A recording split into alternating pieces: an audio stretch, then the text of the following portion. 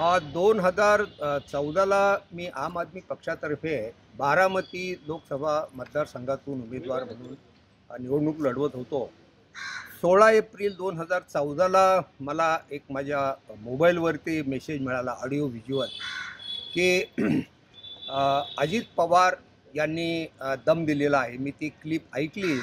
त्यामध्ये अजित पवार असे म्हटले होते की आमच्या उमेदवाराला जर मतदान केलं नाही मासाळवाडीच्या लोकांनी तर गावाचं पाणी बंद करू. गावाचं पाणी बंद करणं हा मोठा गुन्हा आहे. दडपशाही आणि भीती दाखवणे आणि अनड्यू इन्फ्लुएन्स करून मतदारांच्यावरती दबाव आणणे, त्याबद्दल मी वडगाव निंबाळकर पोलीस स्टेशनला फिर्याद दाखल केली. ते म्हटले अदखलपात्र स्वरूपाचे आहे. मग मी बारामती कोर्टामध्ये ती फिर्याद दाखल केली आणि त्याच्यामध्ये अजित पवारांचं जे भाषण होतं त्याची क्लिप आणि त्यांनी बारामतीला दुसऱ्या ठिकाणी जे भाषण केलं होतं त्याची एक क्लिप घेऊन फॉरेन्सिक लॅबॉरेटरीला आम्ही ते पाठवली आणि त्याच्यामध्ये आम्हाला रिपोर्ट मिळाला की दोन्ही शिडीमधील आवाज एकच आहे, म्हणजे तो अजित पवारांचाच आहे. मग बारामती कोर्टामध्ये अनेक कोर्ट बदलले गेले. कोर्टाने साक्षीदार समजून घेतले, माझा जबाब घेतला आणि ते शिडी देखील ऐकली आणि या मताला आले की गुन्हा झालेला आहे. आणि आरोपी म्हणून मग अजित पवार यांना 16/12/24 रोजी कोर्टामध्ये आरोपी म्हणून हजर राहण्याला समन्स इश्यू केलेला आहे. ते जर हजर झाले नाही तर मग ते नॉन बिलेवर वॉरंट काढू शकतात. याच्यामध्ये आरोपीला 1 वर्षापर्यंत सक्त मजुरी आणि दंड होऊ शकतो किंवा दोन्ही होऊ शकतात.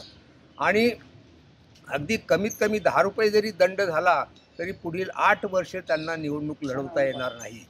व्यक्तिशः अजित पवारशी आमचं काही भांडण नाही वगैरे, परंतु भारतीय लोकशाहीमधील आणि राज्यघटनेमधील होणाऱ्या या निवडणुका या फ्री आणि फेअर झाल्या पाहिजेत आणि त्याच्या रक्षणासाठी म्हणून आम्ही कोर्टामध्ये गेलेलो आहोत आणि हे आम्ही लॉजिकल एंडला घेऊन जाणार आहोत सुप्रीम कोर्टापर्यंत.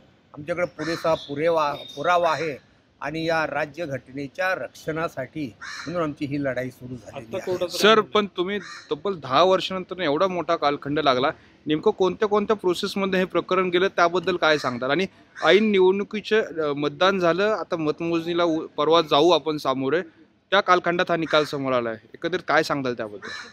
याच्यामध्ये अडचणी अशा आल्या की पोलिसांनी खरं तर त्यावेळेला जे पोलीस अधीक्षक होते त्यांनी चौकशी न करता, लोहिया म्हणून SP होते मनोहर लोहिया, त्यांनी अजित पवारांना क्लीन चिट देऊन टाकली. त्यांनी प्रेसला सांगितलं की आम्ही CD तपासायला पाठवली, पण पाठवलीच नाही. पोलिसांना विचारणा वेगळ्या सुरुवातीला कोर्टाने सगळं म्हणणं ऐकलं आणि शेवटी सांगितलं की 202 खाली पुन्हा पोलिसांचा रिपोर्ट द्या. पोलिसांनी 2 ते 3 वर्ष रिपोर्ट द्यायला घेतली. त्यानंतर कोरोना आला आणि कोरोनामध्ये मग बराच काळ कोर्ट बंद होतं. पुढे देखील मग पाठपुरावा करून आम्हाला 10 वर्ष लागली, परंतु आम्ही पुन्हा ही केस पुढे नेणार आहोत आणि याच्यामध्ये कोर्टानं खूप महत्त्वाची भूमिका बजावली. त्यांच्यावरची केस चालू किंवा गुन्हा दाखल त्यांना माहिती आहे.